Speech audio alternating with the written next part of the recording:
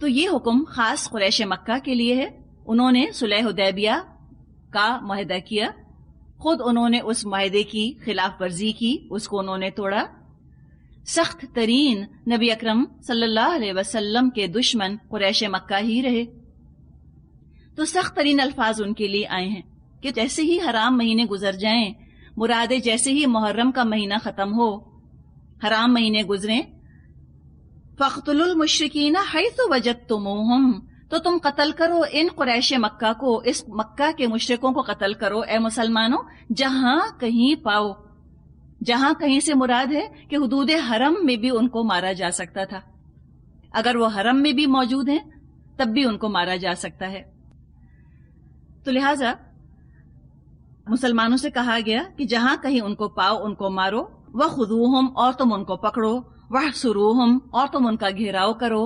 وَقُعُدُوا لَهُمْ كُلَّ مَرْصَدٍ، اور ہر جگہ تم گھات میں ان کے لیے بیٹھ جاؤ.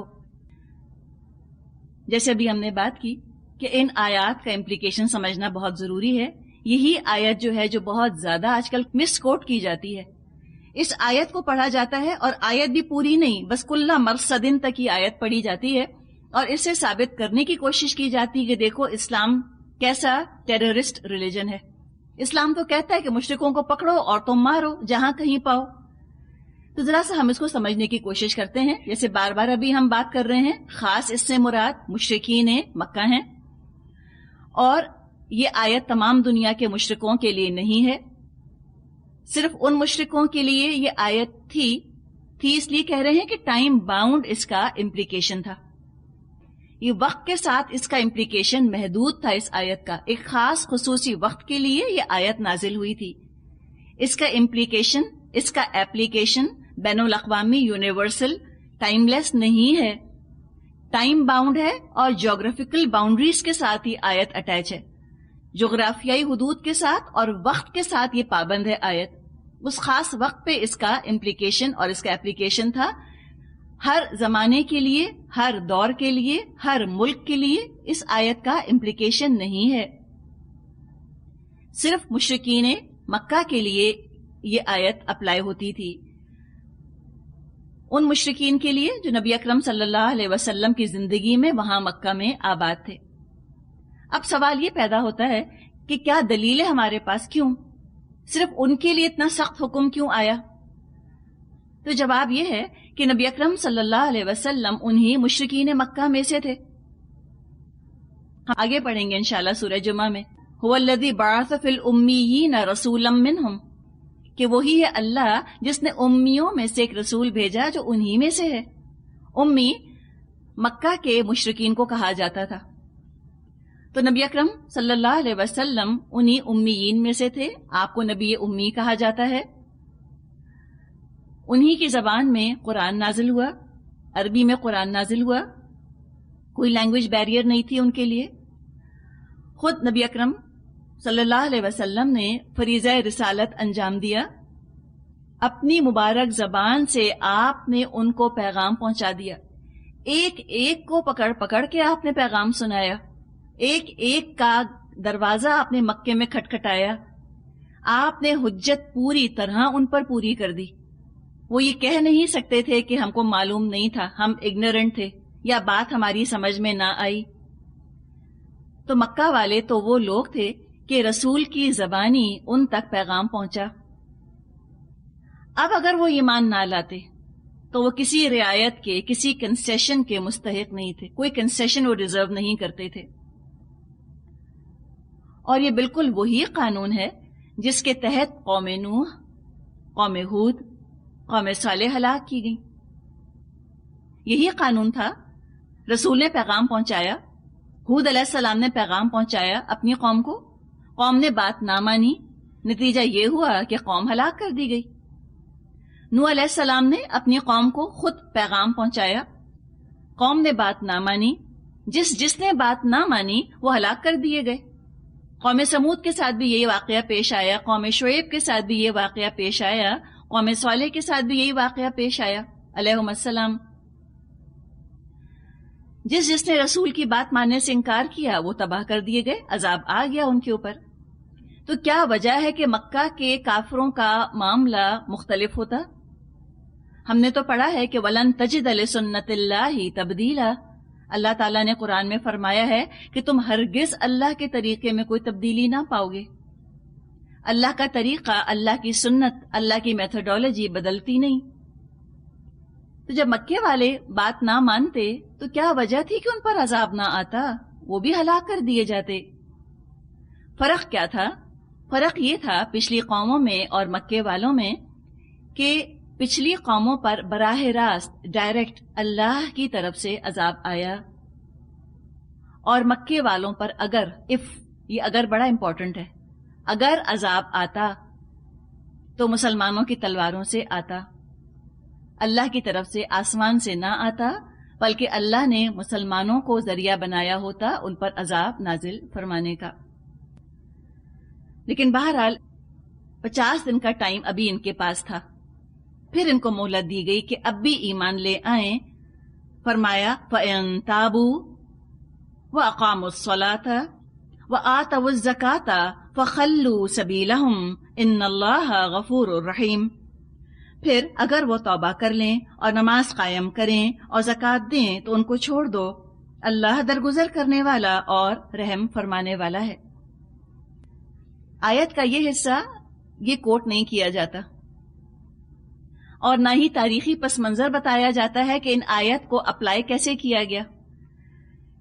اگر اتنا حصہ پڑھیں اور تاریخ ہمارے سامنے نہ ہو اور نبی اکرم صلی اللہ علیہ وسلم کا عمل ہمارے سامنے نہ ہو تو یوں محسوس ہو جیسے کہ مکے میں تو خون کی ندیاں بہہ گئی ہوں گی. اچھا 50 دن کا بھی وہ نہیں بتاتے کہ ان کو کتنی مہلت دی گئی، بلکہ یوں لگتا ہے کہ بس یہ آیت نازل ہوئی اور قتل و غارت گری شروع ہو گئی. ایک تو 50 ڈیز کا ٹائم دیا گیا مکے والوں کو، اور اس کے بعد کوئی قتل و غارت گری نہ ہوئی. اللہ کے فضل سے وہ سب کے سب ایمان لے آئے، اس لیے کہ یہاں ان کو امان دی گئی ہے. ساتھ ہی ساتھ آیت کا یہ ٹکڑا بھی کوٹ نہیں کیا جاتا. فَإِن تَابُوا وَأَقَامُوا الصَّلَاةَ وَآتَوُا الزَّكَاةَ فَخَلُّوا سَبِيلَهُمْ. تو اگر وہ توبہ کر لیں اور نماز قائم کریں اور زکوٰۃ ادا کریں تو ان کا راستہ چھوڑ دو. ان اللہ غفور الرحیم، بے شک اللہ بہت معاف فرمانے والا، اللہ بہت رحم فرمانے والا ہے. اسلام لے آئیں، امان ان کو دے دی جائے گی، ان کی جانیں، ان کے مال سب محفوظ ہو جائیں گے. باقی رہا یہ معاملہ کہ وہ دل سے ایمان لائے یا دل سے ایمان نہ لائے، اس کا حساب اللہ تعالیٰ خود لے لے گا. اسلام تو ظاہر پر معاملہ کرتا ہے.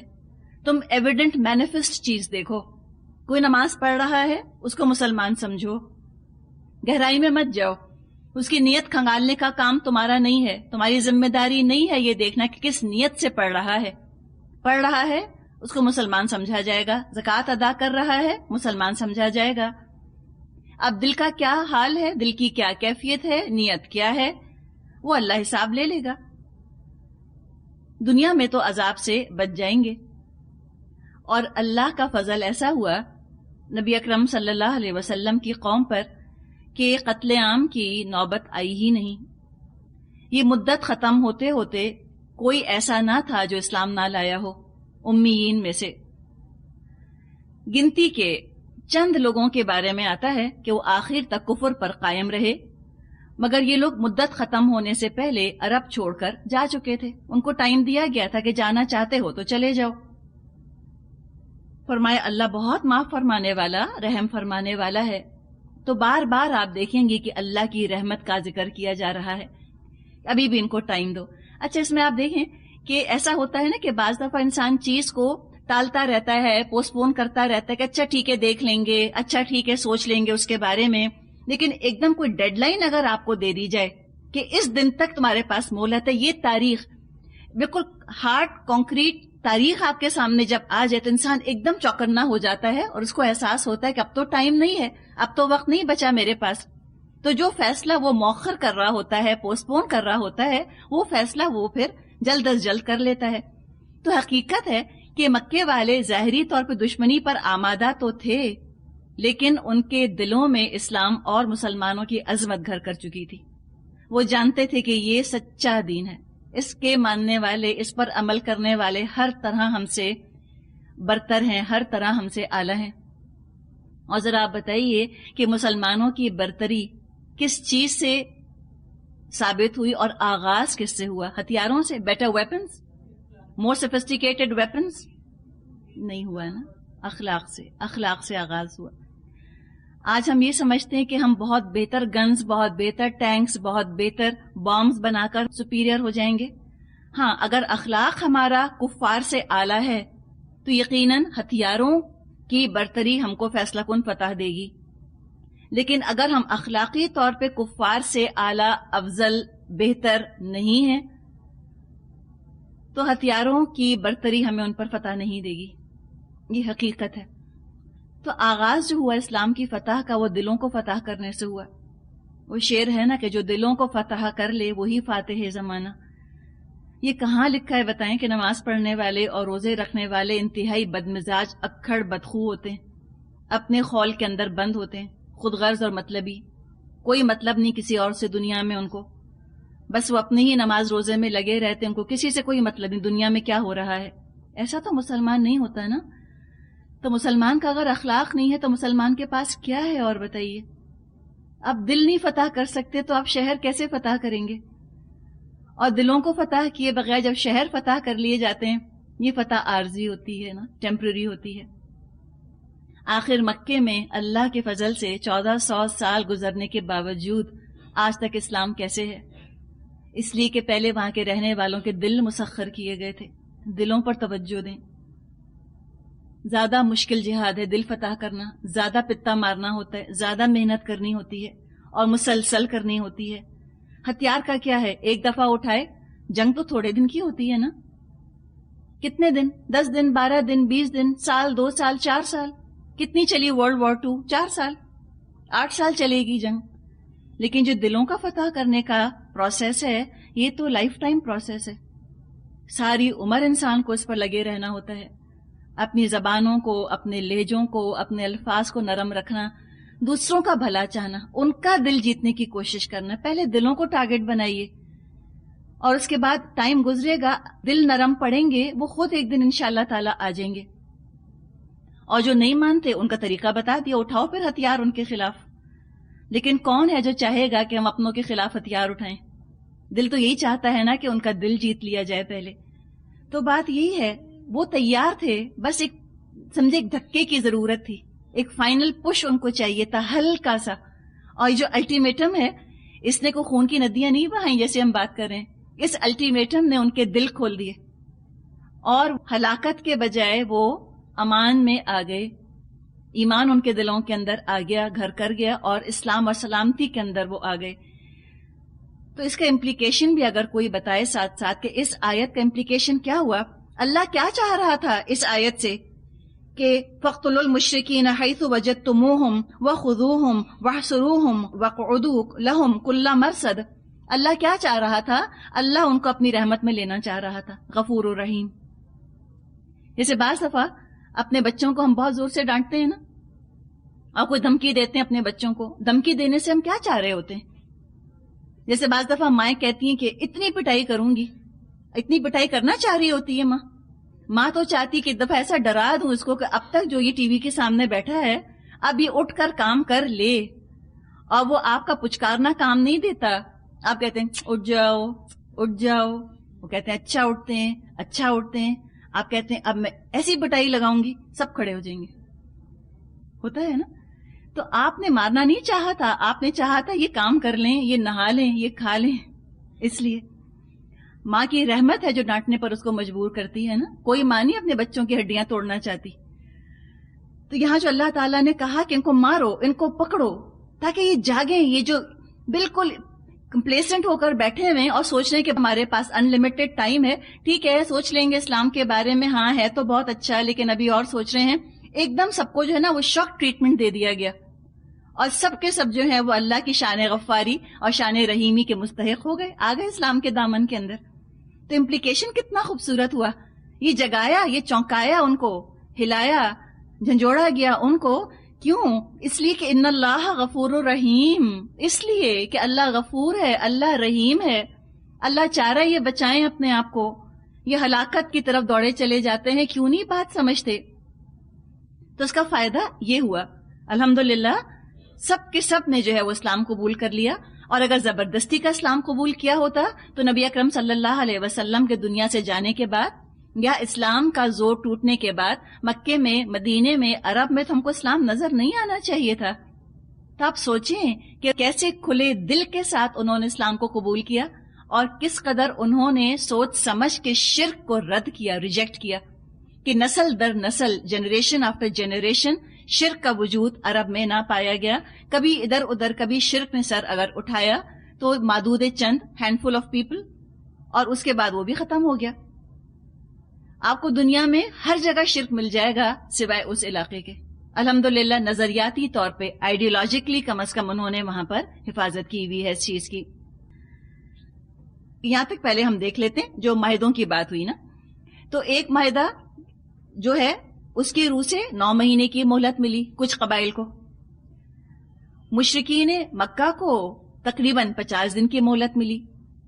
اور وہ جو شروع کی 4 مہینے کی بات ہے، یہ مہلت ان لوگوں کو دی گئی کہ جن سے مسلمانوں کا یا تو کوئی معاہدہ تھا ہی نہیں، کوئی پیکٹ تھا ہی نہیں، یا اوپن اینڈ پیکٹ کیا ہوا تھا. نو وار پیکٹ تھا لیکن اوپن اینڈ، کوئی ٹائم ڈیوریشن کا اس کے اندر ذکر نہیں تھا کہ ہم تم سے 4 سال کا یا 2 سال کا یا 10 مہینے کا معاہدہ کر رہے ہیں.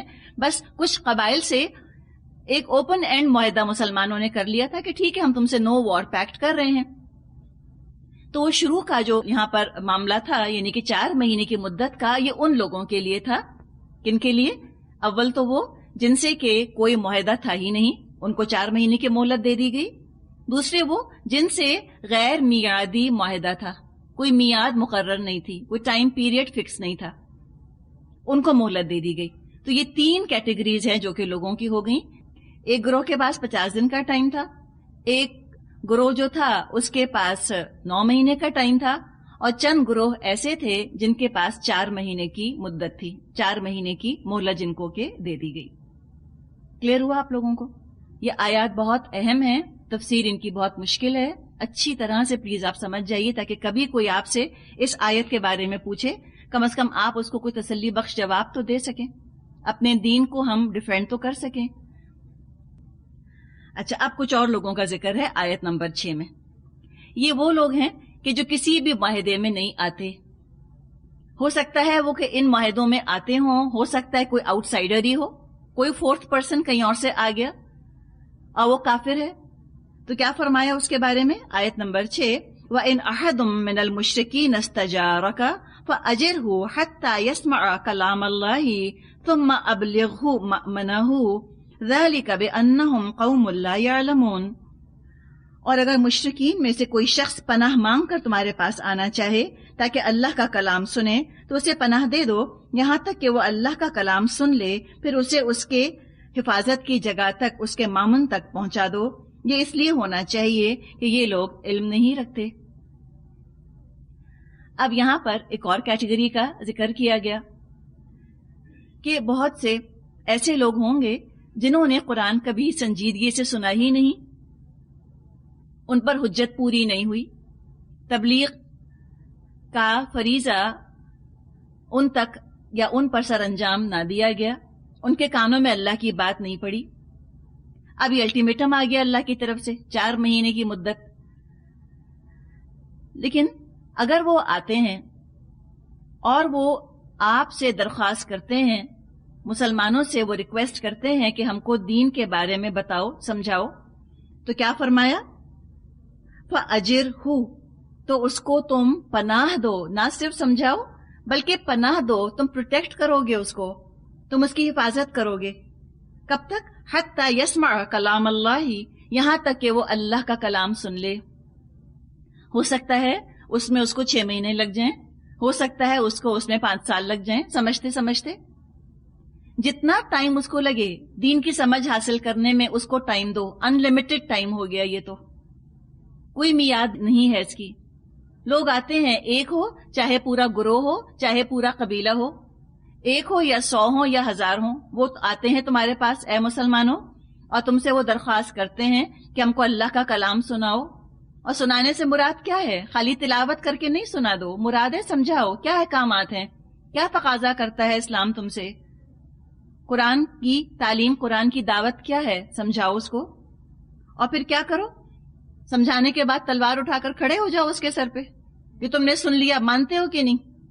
یہ نہیں، بلکہ کیا فرمایا، ثم ابلغہ مأمنہ، پھر اے مسلمانوں تم پہنچاؤ اس کو. امر ہے یہاں پر، امپیریٹو ہے، ابلغ، پہنچاؤ. ریکویسٹ نہیں ہے کہ پہنچا دو تو اچھا ہی ہے، نہیں، حکم ہے اللہ کی طرف سے. پھر تم پہنچاؤ اس کو اس کی امن کی جگہ تک.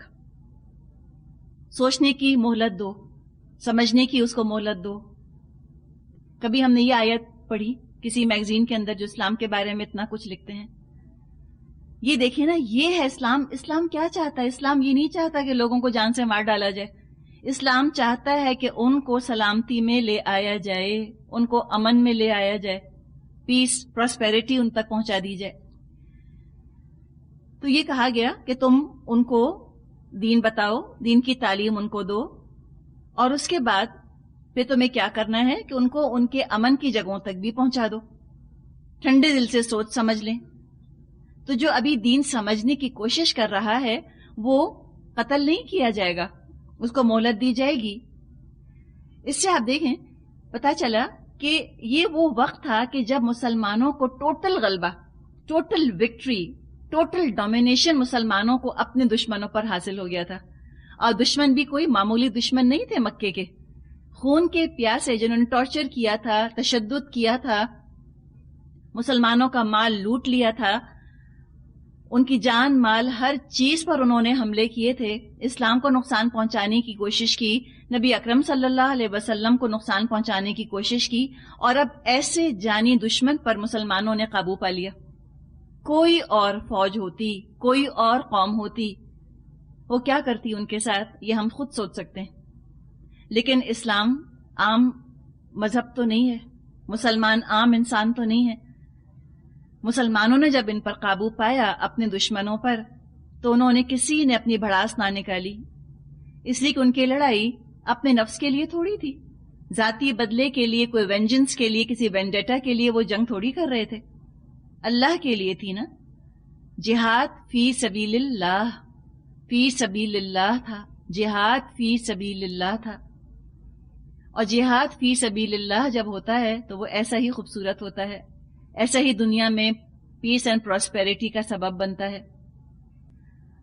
جب اپنی ذات کے لیے کوششیں ہوتی ہیں تو فساد کی شکل میں سامنے آتی ہیں، جو آج ہم دنیا میں فساد دیکھ رہے ہیں. اور جب اللہ کے لیے کوششیں ہوتی ہیں تو پھر وہ واقعی جہاد ہوتا ہے، امن کا سبب بنتا ہے. مسلمانوں کو جو دشمنی تھی وہ کافر کی ذات سے نہیں تھی، بلکہ کافر کے کفر سے دشمنی تھی. جیسے ایک ڈاکٹر ہوتا ہے، اس کو مریض سے دشمنی نہیں ہوتی، اس کو مریض کے مرض سے دشمنی ہوتی ہے. وہ تو مرض کو ختم کرنا چاہتا ہے، مریض کو نہیں. تو مسلمان بھی کیا چاہ رہے تھے؟ کفر ختم ہو جائے، کافر نہیں، کفر ختم کرنے کی کوشش کرنی ہے. تو لہٰذا ہم جگہ جگہ یہاں ان آیات کے بیچ بیچ میں پڑھ رہے ہیں کہ اگر وہ اسلام لے آئیں محفوظ ہو جائیں گے. اور یہ آیات سبق دیتی ہم کو اسلام کے اخلاق کا عفو اور درگزر کا ثبوت ہیں یہ. اب ان آیات کا آ جانا، نازل ہو جانا، یہ ایک بات ہے، ان آیات کا سن لینا دوسری بات ہے. آج ہم مسلمان بھی بہت سی قرآن کی آیات سنتے ہیں، لیکن ان آیات پر فوراً اور حرف بحرف عمل کرنا، یہ ہے کمال صحابہ کا. کتنی آیات ہم نے نہیں سنی قرآن کی، لیکن ہم کہتے ہیں اچھا ابھی تو سن رہے ہیں نا، ابھی دیکھیں گے، ابھی تو ہم کچے ہیں نا، ابھی ہم سے نہیں عمل ہوتا، ابھی تو ہم بالکل نئے ہیں، ابھی تو ایمیچرز ہیں ہم لوگ، ابھی سوچیں گے، ابھی وقت گزرے گا، let's think about it, let's discuss. لیکن نہیں، یہی فرق تھا صحابہ میں اور آج کے مسلمانوں میں. صحابہ یہ اپنے آپ کو اتنا ٹائم نہیں دیتے تھے کہ اچھا ویل تھنک اباؤٹ اٹ، ابھی دیکھتے ہیں نا، ابھی پڑھ تو لینا پہلے. نہیں، یہ رویہ نہیں تھا. وہ سنتے تھے، سمعنا، اور رویہ کیا ہوتا تھا؟ اطعنا، ہم نے اطاعت کی. علم میں اور عمل میں ڈیلے نہیں ہوتا تھا. اور یاد رکھیں کہ علم میں اور عمل میں جتنا ڈیلے آئے گا، جتنا عمل کو پوسٹ پون کریں گے، عمل اتنا بھاری سے بھاری آپ کا ہو جائے گا. جتنی جلدی عمل کر لیں علم کے ساتھ اتنا عمل ہلکا ہوتا ہے، اور جتنا اس کے بارے میں سوچیں اور ڈسکس کریں اور اس سے پوچھیں اور اس سے پوچھیں اور پروز اینڈ کونس تولتے رہیں اور مستقبل کے خدشات اور خطرات کے بارے میں انسان اپسیٹ اور پریشان ہوتا رہے، اس کا عمل اس کے ہاتھ سے چھوٹتا چلا جاتا ہے، اس سے دور ہٹتا چلا جاتا ہے۔ صحابہ فوراً عمل کرتے تھے، اسی لیے اسلام اتنا گریٹ تھا۔ آج ہم سن تو لیتے ہیں، عمل کے بارے میں سوچتے رہتے ہیں، تو اسلام کے سال میں ہے وہ بھی آج ہمارے سامنے ہی ہے۔ تو انہوں نے سنا، صحابہ نے سنا، اور حرف پہ حرف ان انسٹرکشنز پر انہوں نے عمل کیا، اور اس خوبی نے ان لوگوں کو گریٹ بنایا اور اسلام کو طاقت اور فورس بنایا۔ بلا تاخیر انہوں نے امپلیمنٹ کیا ان تمام آیات کو، اسی لیے اللہ ان سے راضی ہوا۔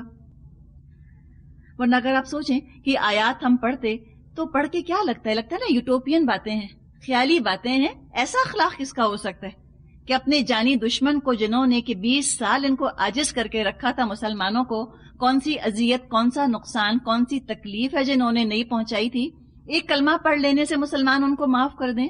ایسا کوئی ہوا دنیا میں؟ ہاں ہوا ہے، الحمدللہ۔ ہم اپنی تاریخ پر فخر کر سکتے ہیں، ہم فخر کر سکتے ہیں۔ ہمارے سامنے جیتے جاگتے وہ نمونے تھے، ان کا ذکر تاریخ نے آج زندہ اور جاوید کیا ہوا ہے۔ تو کیا وجہ ہے کہ ہم اپنا اخلاق اس طرح بلند نہیں کر سکتے؟ ہم یہ رویہ کیوں نہیں اختیار کر سکتے؟ امپاسبل نہیں ہے، اٹ از ہیومنلی پاسبل۔ تبھی صحابہ نے کیا، وہ انسان تھے ہم جیسے۔ آیت نمبر 7، یہاں سے دوسرا رکوع شروع ہو رہا ہے۔ جیسے ابھی ہم نے شروع میں بات کی تھی کہ دوسرا اور تیسرا رکوع صلح حدیبیہ کے بعد اور فتح مکہ سے پہلے نازل ہوا۔ جب صلح حدیبیہ ٹوٹ گئی، فتح مکہ ابھی نہ ہوئی، تقریباً 7 ہجری اس کا زمانہ نزول ہے۔ فرمایا کیف یکون للمشرکین عہد عند اللہ وعند رسولہ الا الذین عاہدتم عند المسجد الحرام فاستقاموا لکم فاستقیموا لہم ان اللہ یحب المتقین۔ ان مشرکین کے لیے اللہ اور اس کے رسول کے نزدیک کوئی عہد آخر کیسے ہو سکتا ہے بجز ان لوگوں کے جن سے تم نے مسجد حرام کے پاس معاہدہ کیا تھا، تو جب تک وہ تمہارے ساتھ سیدھے رہیں تم بھی ان کے ساتھ سیدھے رہو، کیونکہ اللہ متقیوں کو پسند فرماتا ہے۔ صلح حدیبیہ جیسے بھی ہم نے بات کی ایک مائل سٹون تھا، ایک سنگ میل تھا اسلام کی کامیابی میں، اسلام کے عروج میں۔ جب مکے والوں نے مسلمانوں سے صلح کی تو ان کی دیکھا دیکھی باقی عرب میں بھی یہ بات عام ہو گئی، اس بات کی طرف لوگوں کا، مشرکین کا رجحان ہو گیا کہ وہ مسلمانوں سے صلح کر لیں، اس لیے کہ مکے والے عرب کی سب سے بڑی قوت تھے، سب سے بڑا فورس تھے، ایک طرح سے عرب میں مکے والے لیڈرز کی حیثیت رکھتے تھے۔ تو جب انہوں نے صلح کر لی تو عرب کے تمام قبائل نے اپنی بہتری اسی میں سمجھی کہ وہ بھی نبی اکرم صلی اللہ علیہ وسلم سے مصالحت کر لیں۔ ادھر نبی اکرم صلی اللہ علیہ وسلم نے غزوہ احزاب جو کہ سن 5 ہجری میں ہوئی تھی، 5 ہجری میں، اللہ کے رسول صلی اللہ علیہ وسلم نے اس موقع پر ہی فرما دیا تھا کہ اب کفار میں یعنی کہ مکے والوں میں طاقت نہیں بچی۔ آپ نے فرمایا تھا کہ اے مسلمانوں، اب یہ تم پر چڑھائی کر کے نہیں آئیں گے بلکہ تم ان کے اوپر چڑھائی کرو گے، تم ان کی طرف جاؤ گے۔ تو یہ بات واضح ہو رہی تھی، کلیئر ہو رہی تھی کہ کفر کی طاقت، کفر کا دمخم ختم ہو چکا ہے، آخری سانس لے رہا ہے کفر۔ ان حالات میں صلح حدیبیہ کو رینیو کرنا کوئی معنی نہیں رکھتا تھا۔ صلح حدیبیہ ٹوٹی اور اس کا ٹوٹنا بھی کفار ہی کی طرف سے ہوا، انہوں نے ہی اپنے معاہدے کی خلاف ورزی کی، صلح حدیبیہ ٹوٹ گئی۔ اس کے بعد نبی اکرم صلی اللہ علیہ وسلم نے اس کو رینیو نہیں کیا، دوبارہ سے آپ نے اس کو تازہ نہیں کیا۔ تو دین کے غلبے کو پوسٹ پون کرنا یہ حکمت کا تقاضا نہ تھا۔ سمجھ میں آنے والی بات ہے کہ کچھ ایسے لوگ ہوں گے معاشرے کے اندر جو چاہ رہے ہوں گے کہ پیس رہے، امن رہے۔ ہر معاشرے کے اندر امن پسند لوگ ہوتے ہیں، اور دیکھا جائے تو اکثر انسانوں کی فطرت جو ہے وہ لڑائی سے، جھگڑے سے، کلیش کرنے سے اور مخالفت کو جنریٹ کرنے سے گھبراتی ہے. انسان یہ نہیں چاہتا کہ کلیش ہو، انسان نہیں چاہتا کہ جھگڑا ہو، انسان چاہتا ہے کہ سب مل جل کر چین سے، امن سے معاشرے کے اندر، گھروں کے اندر سکون سے رہیں. لیکن بات یہاں پر امن کی یا جنگ کی نہیں ہے، بات ساری ہے دین کے غلبے کی، لاسٹنگ پیس کی. تو لہٰذا یہاں پہ یہ بات شروع کی گئی ہے. فرمایا گیا کہ آخر کفار سے، مشرکین سے کوئی معاہدہ ہو بھی کیسے سکتا ہے؟ توحید اور شرک کا پیسفل کو ایگزسٹنس ممکن نہیں. اس کا تصور چھوڑ دو. شرک اور توحید ساتھ ساتھ قائم نہیں رہ سکتے. تو خود بخود یہ بات یہاں امپلائیڈ ہے کہ اگر مشرکین سے صلح نہیں کر رہے مسلمان، اس کا مطلب ہے کہ اب جنگ ہوگی. اور جب مکے کے کفار سے جنگ کریں گے مسلمان تو اپنے ہی رشتہ دار اس کی زد میں آئیں گے.